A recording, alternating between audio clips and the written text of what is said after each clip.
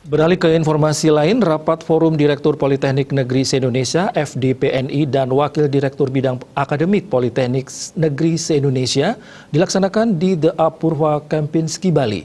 Rapat yang digelar selama 3 hari mengambil tema kolaborasi kuat, vokasi kuat, menguatkan Indonesia yang diharapkan bisa meningkatkan kolaborasi dengan dunia usaha, dunia industri, dan dunia kerja. Rapat juga dihadiri Direktur Jenderal Pendidikan Vokasi Kemendikbud Wikan Sakarinto, STMSD, PhD. Dan Ibu dan Bapak.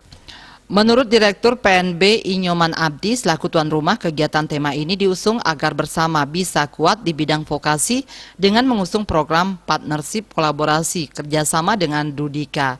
Dengan kolaborasi yang dilakukan, harapannya Politeknik di seluruh Indonesia bisa memiliki keunggulan komparatif dibandingkan dengan perguruan tinggi lain.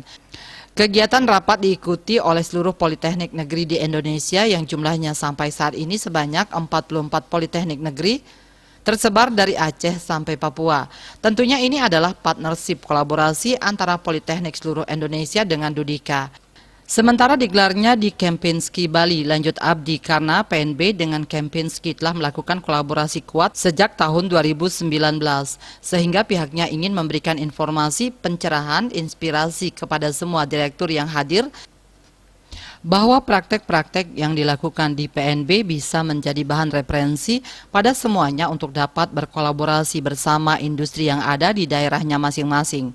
Pihaknya meyakini bila dari 44 politeknik memiliki praktek kuat seperti PNB, maka dirinya yakin politeknik ini bisa menguatkan Indonesia.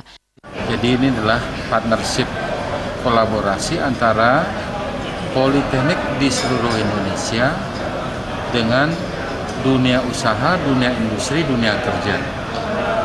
Ini kita lakukan. Mengapa kita lakukan di Kempinski? Karena Politeknik Negeri Bali dengan The Apurva Kempinski sudah melakukan kolaborasi kuat. Bahwa praktek-praktek baik yang kita lakukan di Politeknik Negeri Bali ini bisa menjadi bahan referensi pada semuanya untuk berkolaborasi bersama industri yang ada di daerahnya masing-masing.